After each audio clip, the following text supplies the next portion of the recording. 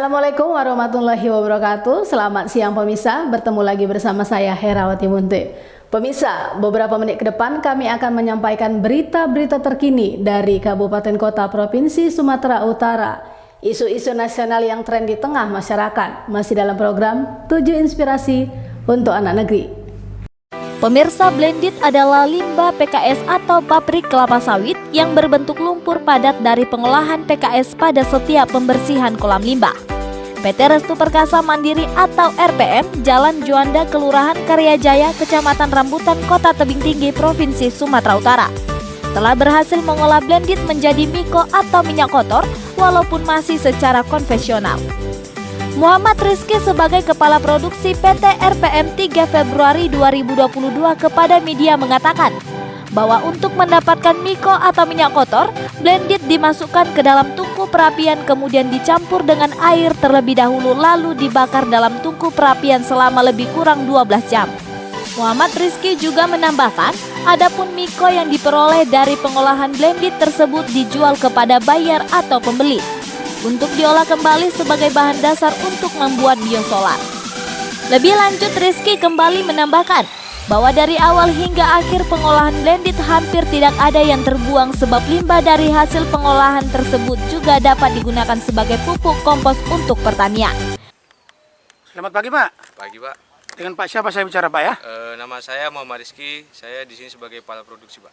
Oh gitu, Pak ya. Pak Rizky, kami dari Mondelez TV, Pak, ada memantau bahwa di tempat kita ini ada usaha pengolahan blended. Ya. Bisa dijelaskan sedikit, Pak, apa itu blended?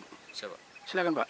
Jadi blended itu didapat dari kolam limbah PKS. Jadi limbah hasil lagi dari PKS yang didapat di kolam PKS. Nah, sedangkan contoh blended itu seperti ini. Nah, ini kami sebut blended dan sebagai bahan baku utama kami, Pak. Oh, itu blended, Pak ya? Iya, Pak. Oke, Pak. Terus, Pak?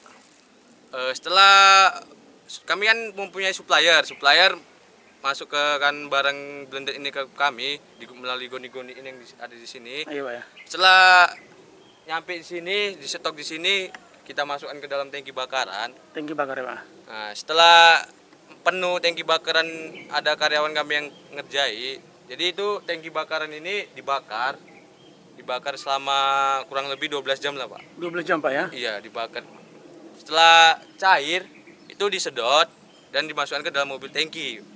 Oh, begitu, Pak ya. Bahan bakarnya ini apa, Pak? Bahan bakar kayunya Dengan menggunakan kayu, Pak ya? menggunakan kayu, Pak. Jadi dibakar selama 12 jam, Pak ya? Iya. Nah, kemudian hasil akhirnya ini, Pak, apa namanya? Setelah cair itu keluar minyaknya, kami biasanya menyebutnya miko, Pak. Miko, Pak ya? Iya, Miko itu apa? Minyak kotor gitu? minyak kotor, Pak. Kemudian, Pak, ini miko ini dijual kemana, Pak? Setelah cair dimasukkan ke mobil tangki udah penuh, kami jual ke San, Pak, di Belawan, PT San. PT San di Belawan, Pak. Kami jadi di sana punya DO yang udah kontrak per bulan berapa ratus ton, kami buang ke San sana, Pak, di Belawan. Kalau boleh tahu, Pak Rizky, ini miko ini akan dibuat jadi apa, Pak? Setelah nanti sampai di San, itu kan mau diekspor lagi ke luar negeri, misalnya ke Singapura. Itu jadi bahan baku utama solar, Pak, biosolar. Oh, biosolar, Pak ya? Iya. Oh, begitu, Pak ya? Oh, iya, Pak ya. Jadi limbah PKS dari mana aja, Pak, yang masuk kemari? Kebetulan kami supplier, Pak. Kami nerima supplier, bukan ada kami supplier, yang Pak, ngerjain sendiri di PKS itu. Oh, ada supplier, Pak, yang Ada supplier yang datang kemari, Pak ya? kemari, Ngantar Pak. kemari, Pak ya? Iya, Pak. Pak, oke.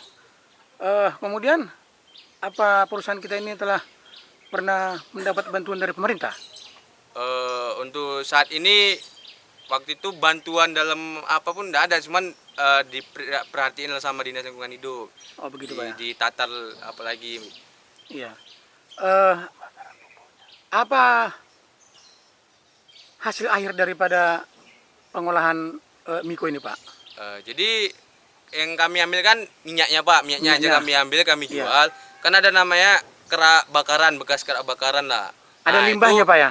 Ada, Pak. Iya. Jadi di tangki ini kami cuci tangkinya, Iya. kami kerok tangkinya ini, kami buang ada kan kami ke paret limbah kami. Iya. Nah, itu kami diamkan beberapa minggu, udah gitu, menurut kami udah bisa cocok untuk jadi kompos. Kompos ya. Itu kami goni lagi, Pak.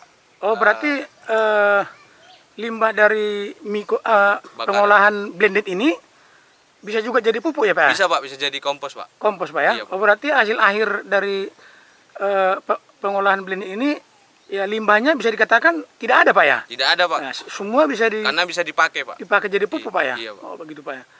Lalu kemudian apa kira-kira harapan Bapak terhadap pemerintah?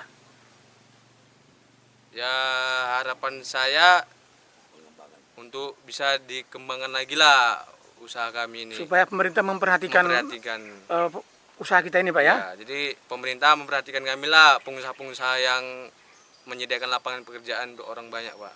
Oh begitu Pak ya. Iya Pak. Oke terima kasih. Sebagai lembaga swadaya masyarakat, menurut pantauan Bapak, apakah CSR dari perusahaan ini ada Pak? Kalau dari pantauan kami dan kami tanyakan kepada masyarakat setempat, memang sudah ada tiap bulan. Ada Pak setiap bulan Pak, Mereka ya? memberikan 1 goni beras dan 100 ribu rupiah uang Iya, per bulan itu. luar biasa Pak ya? Bagi masyarakat keliling Iya. sudah kami tanyakan langsung. Bahkan kepada aparat terkait di kelurahan inilah seperti Kepling sudah mengetahui. Oh begitu Pak ya?